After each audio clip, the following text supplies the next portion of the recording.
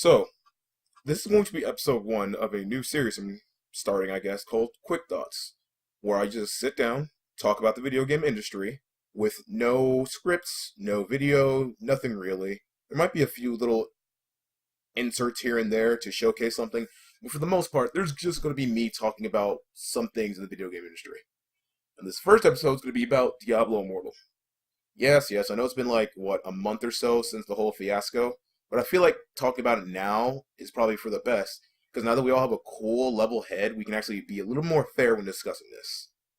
First off, I want to say that the concept of Diablo Immortal, what Diablo Immortal is a good thing. The problem was the execution of Blizzard or Blizzard Activision upon bringing it to the public. Now, what do I mean by this? Had they done a better job showcasing this, or done a different way of showcasing this product, it would have been far better accepted. Hell, it would have probably been toted, because let's just think about this, right? Diablo, for what it is an obscenely powerful franchise. It's an obscenely popular one too. So the concept of being able to play Diablo, this well-loved franchise, just mobilely, is a good thing. So Diablo Immortal itself is good. The problem is that it's not what people wanted. People wanted a new Diablo game. People wanted the next Diablo game. People wanted the next in the mainline series. People wanted to continue to support this game series that they've been playing on for shit. Give me a second. I actually need to. I need to look this up.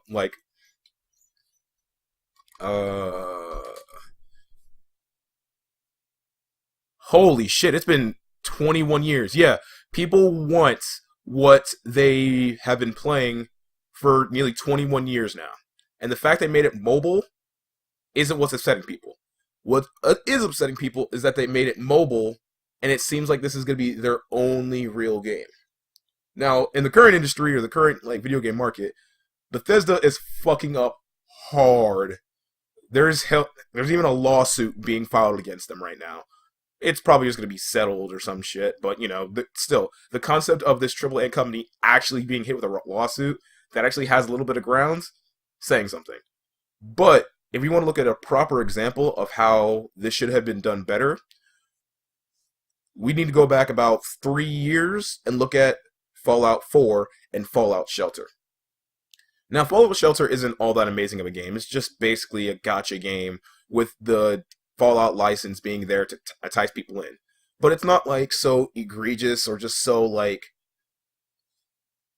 how do I say it? It's not so manipulative that you feel like you need to play to get the full enjoyment out of this game. There's not a lot of gameplay there, but it is one of those games that you can just kind of set people go on to do something, and then you can just put it down really quickly and maybe pick it up in a couple of hours later or even the next day, and you don't feel like you really need to be there at all times.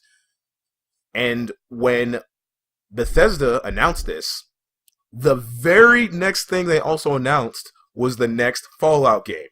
Sure, Fallout 4 might be subpar compared to both 3 and New Vegas, but the fact of the main concept that we were getting another of the main thing of what we, the consumer, wanted was more than enough. It was more than enough to tie people over and to say, okay, that's a neat little thing. And then we get the main thing of what we wanted. Pretty much, it's like a dinner with the appetizer being Fallout Shelter, and if you don't like it, you can go how you get bread at a restaurant? That's basically what Fallout Shelter was. And then after you get that, you get the main course of the steak that is Fallout 4. Now, whether or not you like Fallout 4 or hate Fallout 4, it doesn't really matter. But as a medium or as a company, they did the proper thing of this. And then we look back to Diablo, and we see what happened that all went wrong. They announced this as their finisher. It's just basic common knowledge for no matter what you do, that when you have your properties or when you have any kind of company, you save the best for last. You always save your piece de resistance for last. You save the big final reveal that will have this concept stuck in people's minds, building its own hype for itself for months, if not years to come, as your last thing. So saving this thing for last, after the flop that was Diablo 3, maybe not financially, but the flop, like, commercial, commercially, that was Diablo 3, people expecting Diablo 4, and instead getting this concept that they don't want, this concept that it feels like you are just stabbing all the Diablo fans in the back over years of not giving them what they actually want. This was just like the final little piece to just push things over the edge and really like get Diablo seen in a negative light, which is kind of unfair. As it is, the concept is good. I know that guy is kind of basically a meme now, the don't you have phones guy, but there is some ground to what he's saying. In the current day and age, basically everyone has a smartphone. And everyone has not everyone has a smartphone of like the newest iPhone or the newest Pixel or some crap like that. I think I can safely say that most people do have a smartphone strong enough to play all those Diablo ripoff games that they have. So having that with their own actual Diablo game is a good thing. In fact, had they simply said, alright, here's Diablo Immortal, and then, once again, looking at Bethesda, even though they're once again fucking up, but had they done, alright, here's this trailer for Diablo Immortal, and then directly after that, they just have a D and the and the number 4, that would have been more than enough to build hype, more than enough to get everyone on board, and more than enough to have people go like, alright, I can play this side Diablo game, and then get ready for the real Diablo game later. That's what it should have been. That's what it should have done. But it feels like Blizzard just doesn't fully understand the concept of not so much video games, but the actual market. What it feels like is that the top 1% that actually runs the company, that makes the decisions of what gets done, the people who are way, way up here, who probably don't even play video games. Like, I would legitimately be surprised if half these people could even name the player character or the name or the type of the creature you are as a player character in Diablo 3. If they can even name the original 3 classes in the original Diablo. If they can name like the secret level of Diablo 2, things like that. I would legitimately be surprised if they can name those things.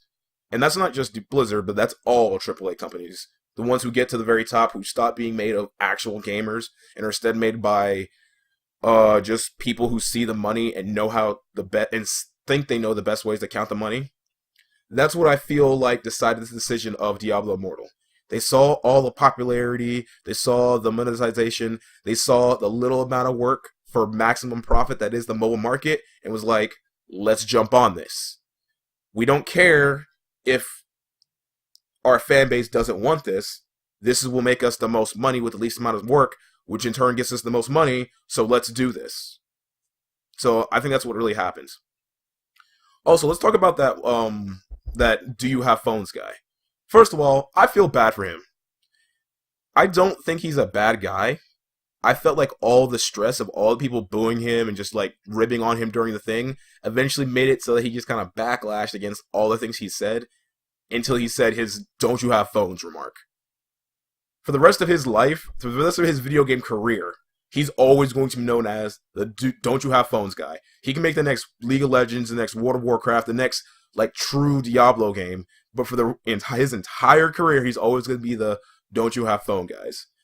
Where I feel like, and honestly, I wouldn't even be surprised if he even didn't want to like showcase this game, and he was just basically forced to showcase it at the behest of his of the top 1% of Activision and Blizzard. So yeah, Diablo Immortal concept good. The way they announced it bad. They could have done it so much better. They should have had this as a side game until they get the main game. Oh, but let's be honest though, this game's gonna make a lot of money. It could have all the backlash in the world, but because of the name that's the title to it, of Diablo, it's gonna make a lot of money. It's a mobile Diablo game. And while it might not be anything up to the standard of the current action RPG standard, like Path of Exile, Diablo 3, Grim Dawn, Torchlight, or any of those, it's still Diablo, and there was some wisdom in saying, don't you have phones? Once again, phones are very powerful nowadays. You can play a Diablo game on the phone. We have multiple examples. In fact, that's literally what they're just rehashing, a Diablo ripoff. We have multiple examples showcasing that this concept can and will work. So the fact that it's just now a Blizzard game on the phone or a free mobile Diablo game, it's gonna make money. I would legitimately not be surprised to hear that it makes more money overall than Diablo 3 did. I wouldn't be in the slightest. But yeah, feel bad for the the Don't You Have Phones guys. I hope that eventually, even though I'm not a fan of the Diablo series as much anymore after Diablo 3, I've been playing a crap ton of Path of Exile, and I will be playing the expansion when it comes out this Friday.